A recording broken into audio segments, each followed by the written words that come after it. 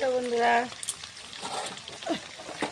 সকালে উঠে কাজ করতে শুরু রান্না বান্না করছি, সাথে সাথে ভিডিও বানালাম।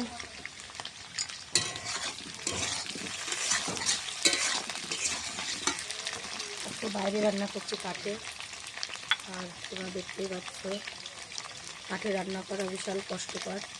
ধোয়া, তারপরে আগুনের ছ্যাঁকা, সব কিছু সহ্য করতে হয়। সব কিছু মেয়ে ছেলেকেই সহ্য করতে হয়, পুরুষ ছেলেরা তো শুয়ে বসে কাটায়, এটা তো তোমরা সকলেই জানো।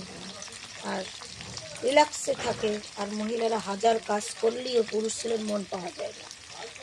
বুঝতে পেরেছো? এটা বাস্তব কথা। আমাদের কষ্টের জীবন, সারা জীবন কষ্ট করেই যেতে হবে, তাই না?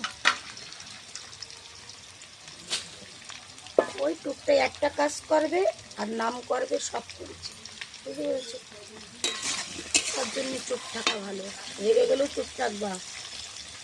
বউদের বলছি, স্বামীদের থেকে কম কথা বলবা, স্বামীর কাছে ভালোবাসা পাবে। বেশি কথা বলবা, মার খাবে। ওই জন্য আমি কম কথা বলাই ধরেছি এখন থেকে, যাতে ঠেকানি না খেতে হয়। চোখের জল নাকের জল এক হয়ে যাচ্ছে, রান্না করছি তাও সহ্যই দেয় না, কী করছি। এটাই মেয়েদের জীবন। কেন বলছি জানো? আজকে তোমার দাদাভাই সামান্য একটা জিনিস সমস্ত ঝগড়া করেছে। সবাই আমার সাথে ননদের পাঠ করে,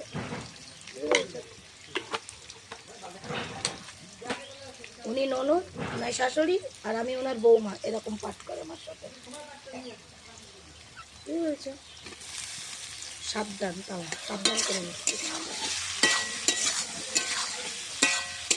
যে ননদ আর শাশুড়ির পাঠ করবে তাকে বসিয়ে দিবা রান্না করতে, সংসারের দায়িত্ব দিয়ে দিবা, তাহলে দেখবো ভালো শান্তিতে থাকতে দিবা।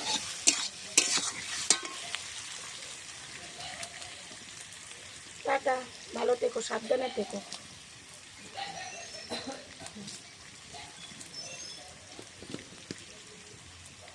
মাঝে মাঝে এমন ভালোবাসা দেখায়, মনে হয় ভালোবাসা উতলে পড়ে। মনে হয় এমন ভালোবাসা কেউ দেয় না, লোক দেখানো ভালোবাসা।